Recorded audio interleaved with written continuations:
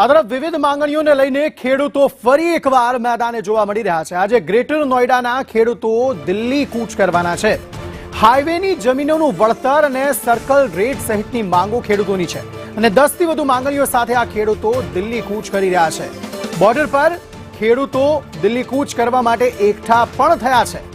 ખેડૂતોની માર્ચને જોતા દિલ્હીમાં મોટા પાયે બેરિકેડિંગ ગોઠવી દેવામાં આવ્યું છે। અનેક રસ્તાઓ પર ડાયવર્ઝન અપાયા છે। હરિયાણા પંજાબના ખેડૂતો 6 ડિસેમ્બરે આ કૂચ કરવાના છે। સંયુક્ત કિસાન મોરચા કિસાન મજદૂર મોરચાની આગેવાનીમાં આ દિલ્હી કૂચ થવાની છે। 4000 કરતા પણ વધુ જવાનો જે છે તેમને બંદોબસ્તમાં તૈનાત કરી દેવામાં આવ્યા છે। કોઈ અનિચ્છનીય બનાવ ન બને તેને પગલે બેરિકેડિંગ પણ કરવામાં આવ્યું છે। કેટલીક જગ્યાએ આ બેરિકેડિંગ ક્રોસ કરીને આગળ વધતા પણ આ ખેડૂત સંગઠનો જે છે ખેડૂતો જે છે તે જોવા મળ્યા છે।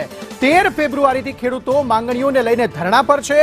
શંભુ અને ખનોરી બોર્ડર પર ખેડૂતો ધરણા કરી રહ્યા છે।